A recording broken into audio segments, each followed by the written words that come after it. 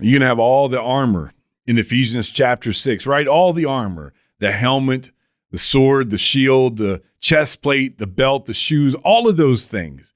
But if you don't have the mentality, which many of us struggle with, if you don't have the mentality, it'll never work. I'm Zach. This is The Average Christian. It's a project simply about what it means to have a relationship with God and how do we live that out in practical, everyday terms. Mentality. There is one verse in 1 Peter chapter 4 in verse 1 to start with today. Look, you can give some average Joe off the street all of the greatest weaponry in the world. And if he doesn't have or she doesn't have the mentality to fight, what good is that going to do? You know, Jesus came here and you don't think about a warrior necessarily. You don't think about somebody who came here to battle, but he battled Satan with every bit of his existence. And he did so perfectly, leaving us this example, and then tells us to be like him. And so we are to be imitators of Christ. And so we think about having the tools to use, and we think about doing the right things and not doing the wrong things. What about the mentality? Here is a big one. In a culture like ours, you know what? I'm not even going to do that. I'm not going to make it culture. I'm not even going to make it timely. This is just part of the human problem.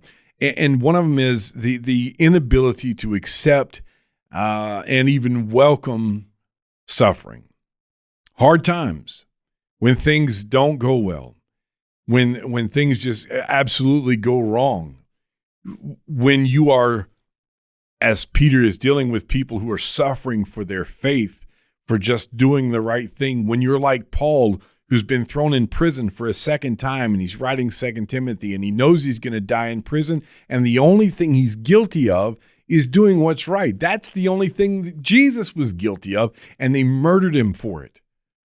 And now you and I sometimes struggle with the same mentality, and we understand that Jesus came here, and we get these things right in our minds as far as he came here and he emptied himself and became nothing and took on the form of a servant, coming in the likeness of man, and became obedient even to the point of death, and death on a cross. That's Philippians chapter 2, wildly paraphrased there, but that's the idea behind Jesus' mentality when he came here. So my question then is, when he decided to come, which was decided before the foundation of the world, but when it was time for him to come and he's coming to earth, what's the mentality? Hey, I want this to be smooth. I want this to be, I know I'm going to have to die on the cross, but let's make this as smooth as possible. Was he here for comfort? Was he here for ease? See, we seem to fall apart sometimes when things are just going terribly wrong. And part of that, part of the things going wrong are the result of our decisions. We're talking about suffering for the sake of Christ, suffering for the sake of righteousness, for doing what's right, saying what's right, being what we're supposed to be. And so one verse in 1 Peter chapter 4 and verse 1, since therefore Christ suffered in the flesh, he has told us in places like John 13 and John 15 that a student is not greater than the teacher, that the servant is not greater than the master. And if the master suffers, if the master serves, we ought to have that same mentality. So, since therefore Christ suffered in the flesh, arm yourselves with the same way of thinking. For whoever has suffered in the flesh has ceased from sin. Having trouble with sin, are you? Yeah, me too. Suffering is what breaks those sinful concepts or sinful ideas in our minds, or sinful habits even. When we suffer, when we hurt, when we have to focus more on God, it seems that pleasure, while it looks like a blessing in many ways, it seems pleasure really does hurt us in many ways.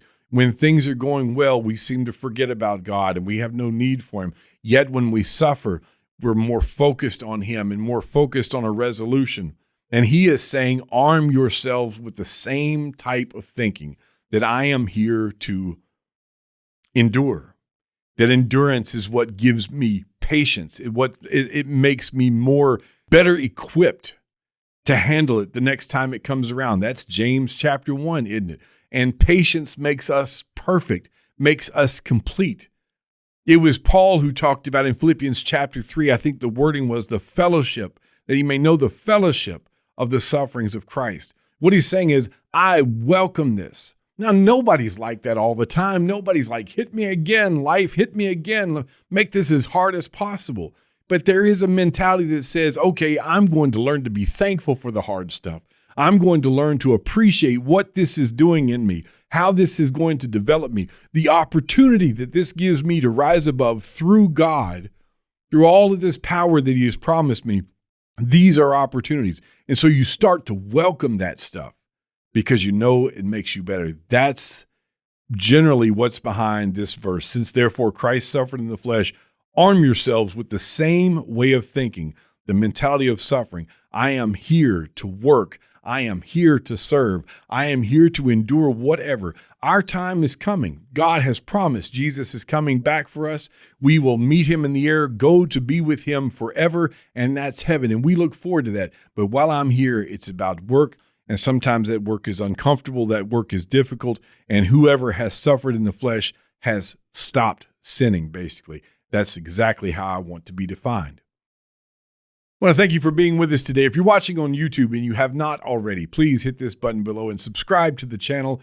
It'll help you keep up with new releases. In fact, there is a video over here that YouTube recommends, and our latest release is also over here. If the video helped you, please like it as well. It helps get the word out, helps YouTube recommend this video. Also, if you're listening on podcasts, thank you for being with us. And if you haven't, please subscribe, rate, and review. It helps grow the channel. That way we can help more people consider sharing this with somebody else.